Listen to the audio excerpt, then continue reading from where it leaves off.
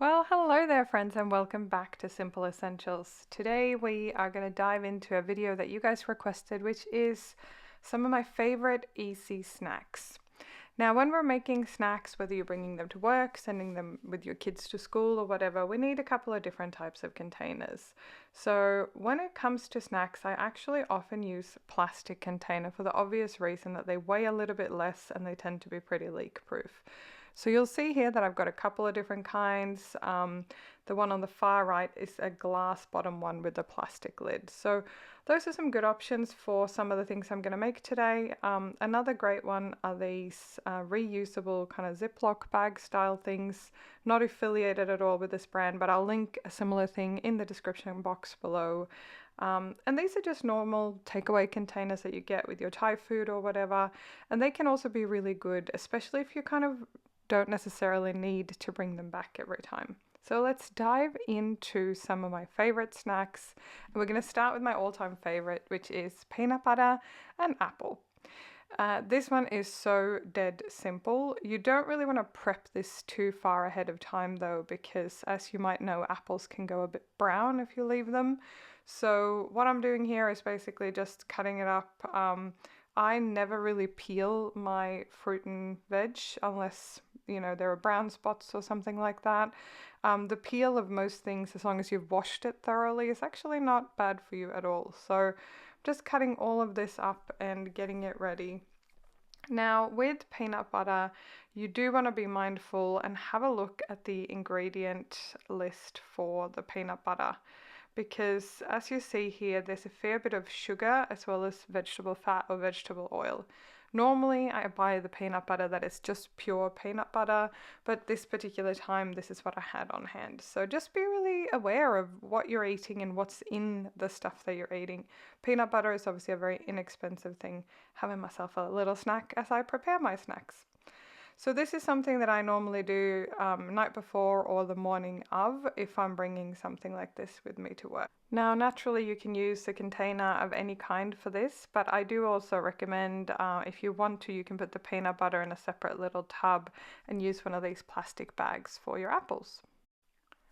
Now, chia pudding is fast becoming one of my favorite healthy snacks. You really only need coconut milk or coconut cream, chia seeds, and some kind of sweetener of your choice, which is totally optional. You could also use cinnamon or anything like that, whatever flavors that you like. If you use coconut cream, it becomes a lot thicker. If you use coconut milk, it's a little bit more, I guess you could call it gooey. I still very much like it, but I know for a lot of people it's a texture thing. So with coconut milk especially, you want to stir it up so that it's really nice and combined and that you don't have those layers in it that you often have in canned coconut milk. And then you pour it into a tub of your choice. Now, I was very optimistic here, thinking, yeah, this will totally fit in this container. You will see me change it out in just a minute. But essentially, all you need to do is measure up a quarter cup of chia seeds to 1 can of coconut cream or milk. Oopsie, starting to overflow. I'm looking at it, I'm thinking I can mix it, and I realize I definitely can't. So to the rescue is the standard plastic container that I normally use. So let's see if we can do, oh, look at that, didn't spill much, amazing. Now, what you want to do, because chia seeds, if you haven't used chia seeds before, what they do is that they swell up as you leave them in some form of liquid. So what you want to do is make sure that you're combining and mixing this quite thoroughly. It's still very runny at this point, but you want to mix that up really well. And I just normally put a little tiny bit of maple syrup is usually the one. I've done this with cinnamon, which is really nice as well.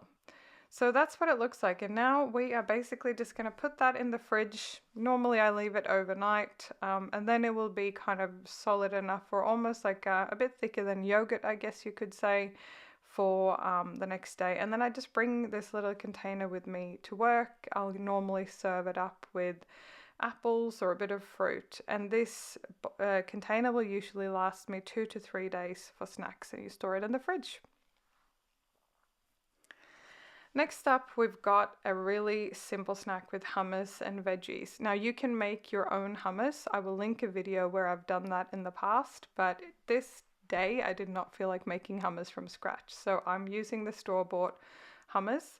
But yes, I'll link a video below, including a recipe that's so easy to make yourself. Also, a lot of hummus, including the one on the screen here, actually has vegetable oil in it, which isn't great for you. So I do try to make my own hummus whenever I have the time and the energy. But this particular day, you'll see I didn't even peel my carrots. I just washed them really thoroughly and then cut them up into smaller pieces. I'm going to serve this up as well with some corn thins. You might like rice cakes or any kind of crackers that you sort of prefer. Now, carrots, similar to a lot of other things, won't stay fresh for overly long. So depending how long you're storing this in the fridge, you can do the little trick that I'm going to show you in a second, and basically just put a paper towel in the container. You'd wet this paper towel, so make sure that it's nice and wet, and then you'd put your carrots in. For this example, I'm actually going to have these carrots the same day, so I'm not going to add that in there. But I'm basically making two different versions of this snack, one for myself and one for my husband.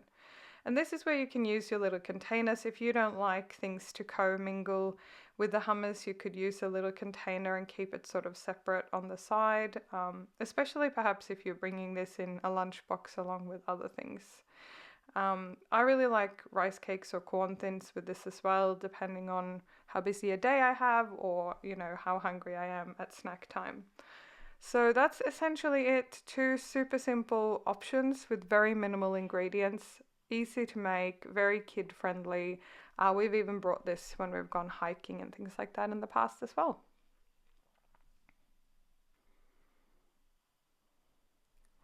And next up we have my very first attempt at deviled eggs.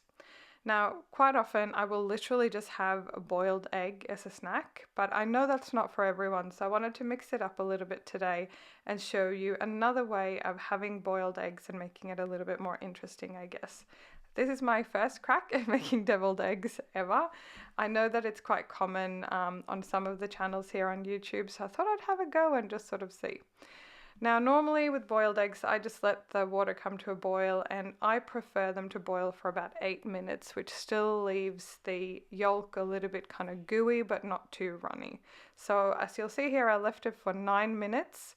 I just drained the eggs and put them in cold water with some ice to make sure that the cooking process had stopped. And there's my eggs waiting for me, and I headed out into my garden because my little veggie patch is finally starting to take shape. So I went and picked some fresh dill that I wanted for the particular recipe that I'm doing today. So here we've got a couple of the eggs. I've peeled them. I've got my dill. I've got some homemade yogurt. I've got some lemon pepper, which is one of my favorite seasonings when it comes to egg, avocado, all sorts of things. So we're basically just going to cut our eggs here in half. Now, you don't have to use this as a snack. This can be for any sort of way you like to serve your eggs. So I'm cutting them in half. Now, you would have seen there that the yolk wasn't quite as cooked as it could have been. In hindsight, I probably would have left them maybe another 30 to 60 seconds in that boiling water. But sometimes, you know, you live and you learn with these things, and it does depend a little bit on the size of your eggs. So I'm just scooping out all the yellow into a separate little bowl and mixing that up. It was actually super duper simple to do this. I can't believe I haven't done this before. So anyway, I'm just using a little tiny bit of yogurt. I could have probably used a little bit less because the filling for these deviled eggs ended up being a little bit runny. So next time I might kind of add a bit less yogurt or make sure, like I said, that I boil the eggs just a tiny bit longer. Cutting up my dill. By the way, it's my first ever time as an adult having a little veggie patch with fresh herbs and stuff. So I am so excited that I can just go out to my garden now and grab things for my dishes. I am working on growing tomatoes and a few other things as well. So I will keep you posted how I go with that in my budget meal prepping. But this is essentially what it looks like when I've mixed it up. And now all we're going to do is, whoopsie, a broken one. That one's for my little snack straight after. And now you're just going to put the this little mixture back in the center of each egg and pop them back in the fridge. It's really that simple. In Sweden, where I'm originally from, we do a lot of fish and egg dishes and things like that for Easter and for midsummer and things like that. So this is definitely a recipe that I'll be cooking again. Yum. So good. So they turned out really, really good, and it was a lot easier than I thought. I imagine you could also mix in some prawn or anything else that you like with this recipe. So there you go. We're just going to pop those in a little container in the fridge, and my husband enjoyed these the next day for a snack at work and he loved them.